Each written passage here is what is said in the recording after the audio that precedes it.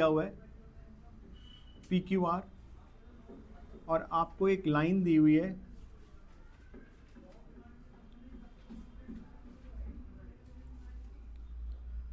आपको कह रहा है कि एक परपेंडिकुलर ड्रॉ किया है हमने पॉइंट ए से लाइन के ऊपर। तो हो सकता है वो आपसे मांगे find the coordinates of the foot of perpendicular.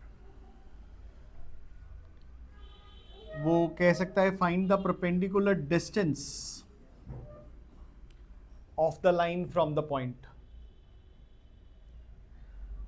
वो मांग सकता है equation of perpendicular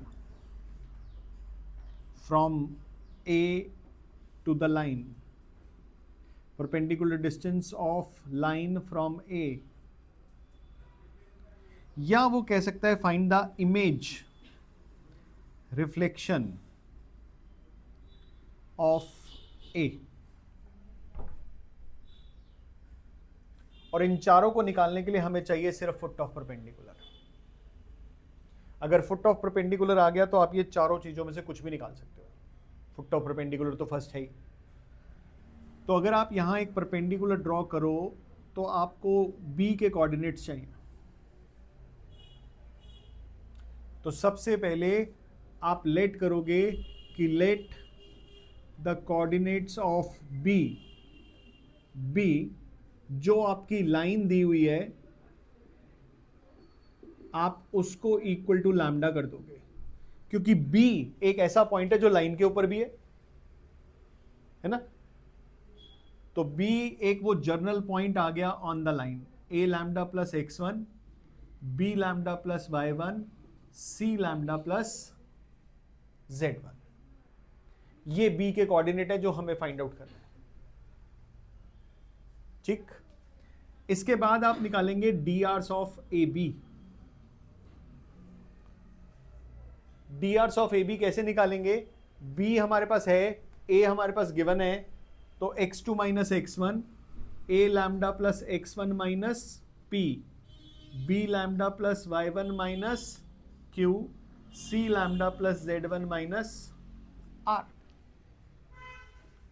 D R दो पॉइंट से डी आर्स निकालते थे तो x2 minus x1, y2 minus y1, z2 minus z1 करते थे।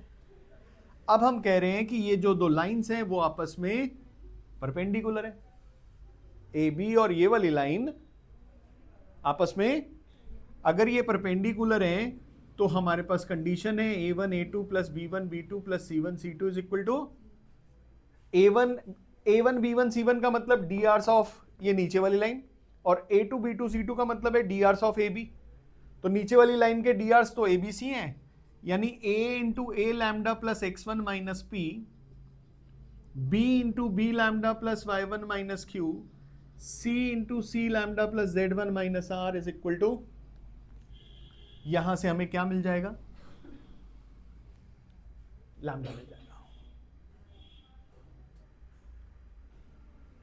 वो लैम्डा को b में पुट कर देंगे तो ये b के कोऑर्डिनेट हैं, तो ये आ जाएगा फुट ऑफ परपेंडिकुलर।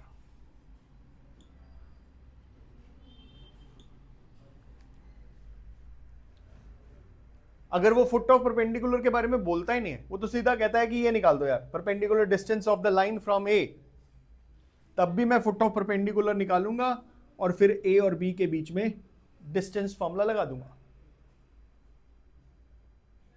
अगर वो मुझे कहता है find the equation of A B, तो भी मैं फुट ऑफ परपेंडिकुलर निकालूंगा और फिर अब इक्वेशन ऑफ ए बी के लिए क्या करूंगा?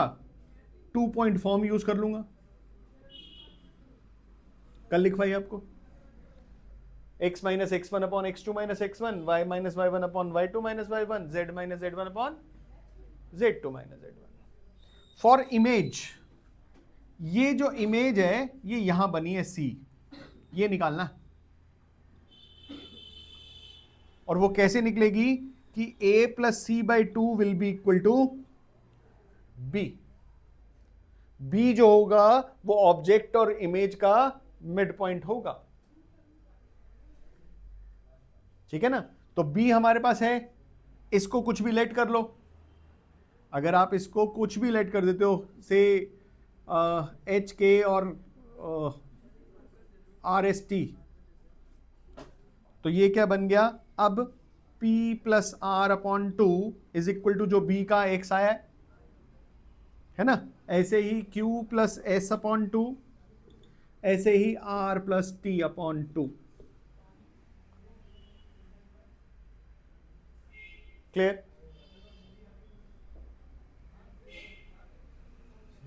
मैंने बोला कि हमें ये पॉइंट दिया हुआ है 2,4,-1 और हमें लाइन दी हुई है x plus 5 upon 1 is equal to y plus 3 upon 4 is equal to z minus 6 upon minus 9। तो सबसे पहले तो हमारे पास जो लाइन है x plus 5 upon 1 is equal to y plus 3 upon 4 z minus 6 upon minus 9 is equal to lambda. तो यहां से x का आंसर कितना आ गया, लैम्डा माइनस 5, y का आंसर आ गया 4 लैम्डा माइनस 3, z का आंसर आ गया माइनस 9 लैम्डा प्लस 6। ये b के कोऑर्डिनेट हो गए हैं। b के coordinate is equal to lambda minus 5, 4 lambda minus 3, minus 9 lambda plus 6। ये नीचे वाली लाइन के ऊपर कोई भी जर्नल पॉइंट उसको मैंने लेट कर लिया, वो बी है। अगर वो बी है तो उसका ए के साथ रिलेशन बनाया जा सकता है। तो अब हम निकाल रहे हैं D Rs of A B, वो बनेंगे lambda minus 5 minus 2, 4 lambda minus 3 minus 4, minus 9 lambda plus 6 plus 1। तो ये बन गया हमारे पास lambda minus 7, 4 lambda minus 7, minus 9 lambda plus 7। अब हम कह रहे हैं कि ये दो लाइंस आपस में परपेंडिकुलर हैं। कौन कौन सी लाइंस, ए बी और नीचे वाली लाइन। तो ए बी के डी आर्स तो ये हैं और नीचे वाली लाइंस के डी आर क्या है, 1, 4 और माइनस 9। तो 1 into lambda minus 7, 4 into 4 lambda minus 7 is equal to 0। ये आ गया lambda minus 7 plus 16 lambda minus 28 plus 81 lambda minus 63 is equal to 0। तो ये कितना हो गया 98 और ये कितना हो गया 98। तो लैम्डा का आंसर कितना आ गया 1।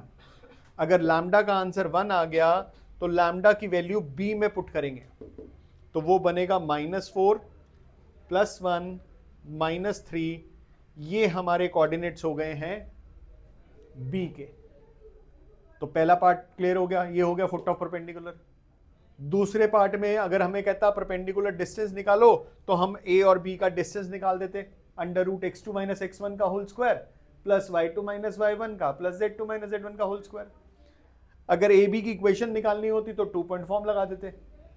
अगर इमेज निकालनी होती तो इमेज के लिए हम क्या करेंगे कि हम let the coordinates of image B, वहां मैंने वो जो लिया था ना RST, उसको अब मैं सिंपल XYZ ही ले रहा हूं। अब इमेज में क्या करना है हमें, इमेज और ऑब्जेक्ट का मिड पॉइंट यानी x plus 2 upon 2 is equal to -4, y plus कितना 4 अपॉन 2 इज इक्वल टू 1 और z minus 1 upon 2 is equal to -3।